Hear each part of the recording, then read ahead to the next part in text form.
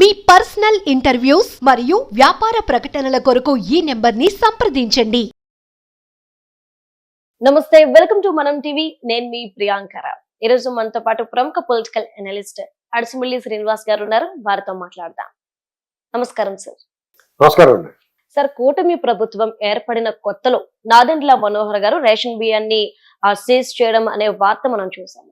అంటే చాలా గ్యాప్ తర్వాత సడన్ గా తెర మీదకి షిప్ సీజ్ చేయడం, అందులో ద్వారంపూడికి సంబంధించిన మాఫియా, రేషన్ మాఫియా ఏదైతే ఉందో దాన్ని సీజ్ చేయడం మనం చూసాం. ఈ వార్త సడన్ గా తెర మీదకి రావడానికి వెనుక కారణాలు ఏంటి?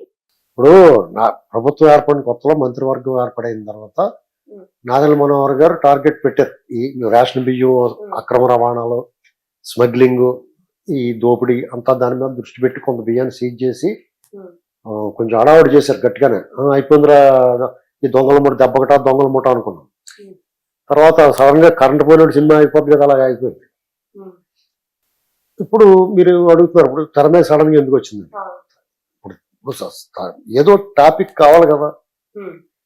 ఎందుకు సడన్ గా వచ్చిందంటే, ఆంధ్రప్రదేశ్ లో సెక్కి ఆ ఒప్పందాలు, అదాని జగన్మోహన్ రెడ్డి లింకులు, ఆ విద్యుత్ ఒప్పందాలు, అమెరికాలో ఈ బ్రైబ్ బయటపడడం, లా ఆఫీసులో అదాని మీద కేసు, జగన్మోహన్ రెడ్డి పేరు అంటే వైఎస్ జగన్మోహన్ రెడ్డి అని రాయిపోయినా అప్పుడు ఆంధ్రప్రదేశ్ ముఖ్యమంత్రి 2021లో ఆంధ్రప్రదేశ్ ముఖ్యమంత్రి ఎవరు ఉన్నాయి కదా, అతను 1700 కోట్లు ముడుపులు ముట్టినయి అని చెప్పి స్పష్టంగా వచ్చింది. దాని మీద లబోదీపమంటే అన్నారు. ఇక్కడ అదాని విషయంలో మాట్లాడడానికి లేదు మనకి. ఇప్పుడు మీరు ఉన్నారండి, ఇందాక ఏం చెప్పారు నాకు ఏదో మాటల్లో, మేము బ్లాక్ లో కొనుక్కునేవాళ్ళు టికెట్లు అన్నారు. బ్లాక్ లో టికెట్లు అమ్మడం తప్పు కానీ కొనుక్కోవడం తప్పు కాదు. ఎందుకంటే మీకు దొరకందని రూపాయి పెట్టి కొనుక్కుంటారు, డిమాండ్ అండ్ సప్లై. కానీ 3 రూపాయలు అమ్మేసిన టికెట్ 10 రూపాయలు అమ్మడం వాడి తప్పు. మీరు ఏం చేస్తారు, నిస్సాయిస్తారు, అది తప్పే అని కూడా ఉంటారు కొద్ది రోజులు ఆపలేరు. కానీ మీకు పని అయిపోవాలి కాబట్టి ఏదో చేసుకుంటారు. అలాగే ఆడు కూడా ఇక్కడ మీకు వ్యాపారం కావాలి కాబట్టి డబ్బులు పాడేసి తీసుకున్నాడు. ఈడేం చేసాడు, ఓ 25 ఏళ్ళకి తాగడెట్టేసాడు మనం. ఇప్పుడు అది మనం రద్దు చేసుకున్నాక 1000 కోట్లు కట్టాలి అతనికి. అర్థమైందండి, కోర్టుకు వెళ్తాడు. లేకపోతే అంటే రాబోయే ప్రభుత్వానికి అతను దారులు మూసాడు. అప్పుడు కూడా జనం ఏం చేస్తారు, అదాని కొంతమంది వామపక్షాలు లేకపోతే కొంతమంది బీజేపీ అంటే పన్నోళ్ళు ఉంటారు కదా, అదాని అడగరేటి అదాని ఎందుకు అడుగుతారు? అదానిని అతని తప్పే, అతను చాలా మంచోడు, శుద్ధపోస అంటలేదు. ఈ విషయంలో అదానిని అడగడానికి మనకు తప్పలేదు. అసలు దొంగోడు ఇక్కడ పెట్టుకున్నాం పక్కనే, నువ్వు ఎలాగిచ్చారో కాంట్రాక్ట్, నువ్వు బుద్ధి లేదా, నువ్వు కట్టు, నీ ఆస్తి అమ్ము కట్టు అని చెప్పి అతను లాగటం అనేసి ఇదిలో రానేకుండా, సిగ్గు లేకుండా మళ్ళా అతను పాదయాత్రలు అంటే వస్తున్నాడు. ఈ రభస ఎందుకురా బాబు, అదాని పేరు ఆత్మలు లాగుతున్నారు వీళ్ళు అని చెప్పేసి ఇది మొదలెట్టారు అనుకుంటున్నాను నేను. డైవర్షన్, ఇదంతా డైవర్షనే, ఖచ్చితంగా డైవర్షన్ ఇది. అదాని జగన్, ఇప్పుడు ఎవరు కాదన్నా అవునన్నా అదాని మోడీ గారి సన్నిహితులు, అదాని జగన్మోహన్ రెడ్డి సన్నిహితులు. శివలింగం మీద తేలిలాగా జగన్మోహన్ రెడ్డిని వదిలేయాల్సి వస్తుంది. లేకపోతే 6 నెలలు అయింది ప్రభుత్వం వచ్చి, ఇతను రోజు 100 తప్పులు చేశాడు. ఆ 100 తప్పుల్ని 5 సంవత్సరాల పాటు, ఇప్పుడు మొన్న పార్టీలో చేరి 6 నెలల ముందు, సంవత్సరం ముందు, 12 రోజుల ముందు, 22 రోజుల ముందు, ప్రభుత్వంలో వచ్చిన తర్వాత జాయిన్ అయిన రోజు మాట్లాడలేదు. కానీ నేను కానీ నాలాంటి వందలాది మంది మాట్లాడారు దీని మీద. చంద్రబాబు గారు మాట్లాడారు, లోకేష్ గారు మాట్లాడారు, పవన్ కళ్యాణ్ గారు మాకు కొంచెం తక్కువ మాట్లాడారు వాళ్ళిద్దరి మీద. వీళ్ళందరూ మాట్లాడిన తర్వాత మరి ఇవాళ ఇప్పుడు జగన్మోహన్ రెడ్డి మీద కేసులు ఎందుకు నమోదు చేయలేదు? అతను అన్ని తప్పులే చేశాడు, ప్రజలకు నమ్మారు, అతను తప్పులు చేశాడు, మనం అందరూ చెప్పింది నమ్మి వాళ్ళు ఓడించి పంపించారు. మీరు ఎందుకు చర్య తీసుకున్నారు?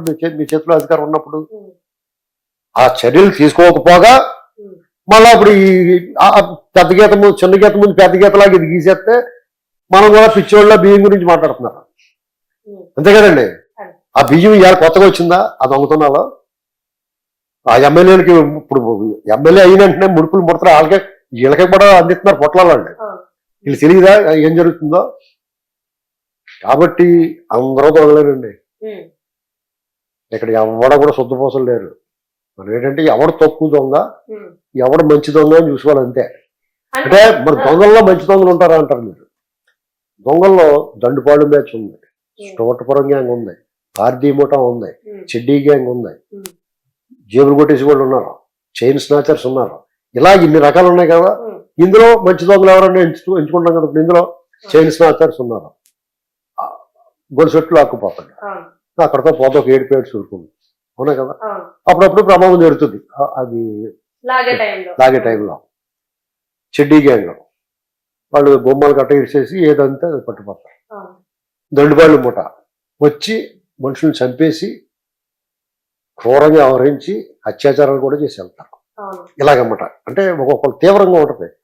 ఇప్పుడు బైకులు కార్లు కొట్టేసి కూడా ఉంటారు, ఆ బైక్ కట్టుకుపోతాడు, మనకి అది ఇన్సూరెన్స్ థెఫ్ట్ ఇన్సూరెన్స్ ఉంటే వస్తుంది, లేకపోతే పోలీసులు కంప్లైంట్ ఇచ్చుకుంటే రికవరీ పెడతారు. ఇలాగనమాట. ఈ దొంగల్లో తక్కువ దొంగ ఎవడో చూసుకోవాలి మనం. కాబట్టి మనం రాజకీయాలంటే ఒక రకమైన అసహ్యం అవుతుంది. ఇప్పుడు వరకు రాజకీయాల మీద ఒక రకమైన అభిప్రాయం ఉండేది. ఇప్పుడు చెడు ఉన్నా సరే ఆ చెడు శాతం 60-40 లెవెల్ ఉండేది. ఎంతో కొంత మంచి 60-40 అలా ఉండేది రేషియో. ఇప్పుడు 70-30 కింద మారిపోయింది. ఆ 30కి వాల్యూ ఉండలేదు.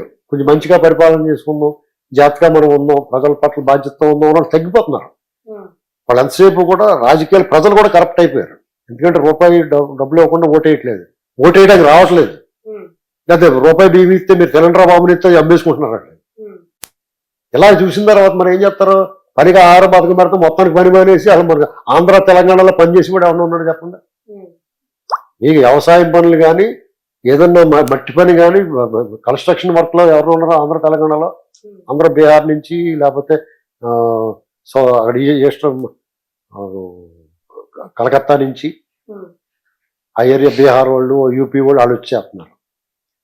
మరి ఇది రాజకీయ నాయకులు కూడా అలా తయారయ్యారు. ఏం చేస్తారు అంచేత మీరు ఇది ఖచ్చితంగా ఒకసారి దృష్టి మరల్చడానికి. ఇప్పుడు ఏముంది, ఇప్పుడు చచ్చినట్టు ఇతను పట్టుకోవాలా, కొద్దివేళ అడావుడు చేస్తారు. మంత్రివర్గ సమావేశంలో పని పడతాం, తాట తీస్తాం, తోలు తీస్తూ ఉంటారు. ఒక నెలలు పోయినారు ఎంతకన్నా పెద్ద బాంబులేడు తీసి వస్తుంది, అవినాష్ రెడ్డి అరెస్ట్ అంటారు. ఇప్పుడు మళ్ళీ ఇప్పుడు తీశారు కదా జగన్ కేసులు బయట తీయండి అన్నారు కదా. జగన్ కేసులు సుప్రీంకోర్టు ఇప్పుడు ఎన్నోళ్ళు ఏం చేస్తున్నారు, ఇప్పుడు వచ్చేసి సడన్ గా 13 బాబోయ్ నీకు దండంరా బాబు అని పట్టుకుంటారా బాబు, నువ్వు వదిలేసారా పావుని, రాష్ట్రానికి ముఖ్యమంత్రి అయిపోయి సర్వనాశనం చేసేసి ప్రజలు ఉసురు తగులుతుంది వీళ్ళందరికన్నా. ఖచ్చితంగా ప్రజలు ఉసురు తగులుతుందండి వీళ్ళకి. ఈ వ్యవస్థలకు అధిపతులుగా ఉన్న వాళ్ళకి, విచక్షణాధికారం కలిగిన వాళ్ళకి, న్యాయంగా చెప్పలేని వాళ్ళకి ఇలాంటి దొంగలు వదిలేతంలో వాళ్ళ పాత్ర కూడా ఉంది. ఇవాళ చెప్పారు, ఇప్పుడు 11వ తారీఖు వాయిదా వేసారా, 11వ తారీఖుకి సంచలనం బ్రేకింగ్ న్యూస్ వస్తాయి, ఎన్ని పోతాయి. ఇంకా మనం తూర్పు ఎట్టుందో చూసుకుని తూర్పు తిరిగి దండం పెట్టడమే. అంటే ఓన్లీ అదానిని రక్షించడం కోసం అంటారు. అదానిని రక్షించడం కాదు, నా టాపిక్ ని ఆ టాపిక్ రాకుండా చూసుకుంటారు. ఎందుకంటే అదాని పేరు అనుకున్నప్పుడు మోడీ గారికి తుమ్మములు ఇచ్చి కూర్చున్నట్టు ఉంటుంది. అది తప్పలేదు, ఆ విషయంలో ఆయన సంబంధం ఉండదు. కానీ ప్రజలందరూ అనుకుంటున్నారు కదా, దానివల్ల ఆయన పేరు లాగటం ఎందుకని. అంటే మొత్తం టాపిక్ డైవర్ట్ చేయడం కోసం అంటారు. ఒక్కొక్కరు టార్గెట్ చేస్తారు. వామపక్షాలు ఉన్నాయనుకోండి, జగన్ వదిలేసి సిపిఎం ఉంది, జగన్ ఏమన్నా అదాని అంటారు. టీడీపీ వాళ్ళు లేకపోతే జనసేన వాళ్ళు ఏం చేస్తారు, అదాని ఏమన్నారు, జగన్ అంటారు.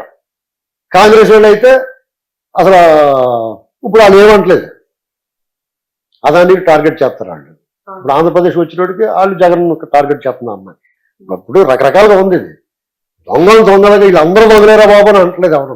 సో అంటే ఇతను దొంగ అని కొంతమంది, అతను దొంగ అని కొంతమంది అంటున్నారే కానీ ఇద్దరు దొంగలే అని చెప్పేసి ఎవరు అనట్లేదు. ఇదే మీరు అంటుంది. అతని లంచం ఇచ్చి అతని వ్యాపారం ఈ పర్టికులర్ ఈ ఇష్యూలో అదాని తప్పలేదు అంటున్నాం నేను, అంతే. అదాని కొల్లగొట్టలేదు, ఇప్పుడు కోట్లే తీసేసుకుంటున్నాడు, లాగేసుకుంటున్నారు. పయాళ్ళు అండ చూసుకుని లేకపోతే లాక్కోగలరా, ఎవడో ఒకటి అండ లేకపోతే, రాజకీయ అండ లేకపోతే ఈ సంపద ఎలా పెరుగుద్ది వీళ్ళందరికీ. పైగా ఏమంటారంటే మన దేశానికి గర్వకారణం, గర్వకారణమే. అతను అత్యంత సంపన్నుడు మన దేశం కూడా అయితే నీకు నాకేమో సరిగ్గా రొట్టు ముక్కన వస్తుందా మనకేమన్నా, మనకి ఎందుకు గర్వపడాలి. గాంధీ గారు స్వతంత్రం తెచ్చాడంటే గర్వపడతాం, మనకు స్వేచ్ఛ తీసుకొచ్చాడు కాబట్టి, అంతే కదండి. ఇప్పుడు అదానీకో లేకపోతే అంబానీకో 1000 కోట్లు వచ్చేది, నీకు నాకు ఏంటి, మనవడానికి గర్వపడాలా, ఎందుకు గర్వపడాలి. నీకేమైనా జియో ఫ్రీగా ఎత్తున్నాడా. ఇప్పుడు సినిమా యాక్టర్ల గురించి లేకపోతే పవన్ కళ్యాణ్ గురించి మీరు ఎక్కువ ఆనందిస్తున్నాడు, అతను వినోదం పంచుతున్నాడు. కనీసం గబ్బర్ సింగ్ రా అంటున్నాడు, సింహంకి గడ్డ పడితే నాకు గడ్డ పడితే సింహం గీసుకోలేదు నేను గీసుకుంటానని చెప్పాలంటే మంచి మంచి డైలాగ్ వేస్తున్నాడు. అది ఎంటర్టైన్మెంట్. కనీసం అదన్నా పంచుతున్నాడు కదా, అందుకు అభిమానిస్తాం. ఫోన్ చేసుకుంటాం, అంతేగాని అదాని నమ్మని ఎందుకు ఫోన్ చేసుకోవాలి ఏంటండి? కాబట్టి ఇంత వారాక్షన్ అనవసరం అండి. ఏంటంటే అది ప్రయోజనం. సూట్ కేసులండి, శుభ్రంగా డబ్బు మూటలండి. మీరు ఏదైనా చేయాలనుకుంటే ముందు డబ్బు రెడీ చేసుకుని తర్వాత మాట్లాడండి. మీరు ఎంతైనా కష్టపడండి. మీ కంపెనీలో కూడా మీరు విపరీతంగా కష్టపడినా కానీ మీకు రావాల్సిన రొట్టె ముక్కే అవుతుంది, రొట్టె అంతా రాదు. మీరు మళ్ళీ పక్కన సంపాదన చూసుకోవాలి. ఇప్పుడు ఎవరో ఇంటర్వ్యూ అడిగారు మిమ్మల్ని 10,000 వద్దండి అని చెప్పాలి. మీరు కంపెనీకి 5,000 ఇచ్చి 5,000 మీరు 5,000 మీరు లాగేశారు అనుకో, అప్పుడు మీకు సంపాదన అనమాట. అలాగే అందరూ చేసి పనేదే కదా. అంటే సైడ్ సంపాదన ఏంటంటే ఇలాగే ఉంటుంది. గవర్నమెంట్ కూడా అంతే. ప్రభుత్వం అందంగా పరిపాలిస్తాం, నాకు ఓటు ఏంట్రా బాబు అంటే ఏరు కదా ఇల్లుని. ఓటు 2,000 3,000 అడుగుతున్నారు కాబట్టి దెబ్బ కొడతారు వాళ్ళు. ఏం లాగుతారు, తప్పదు. Thank you so much sir.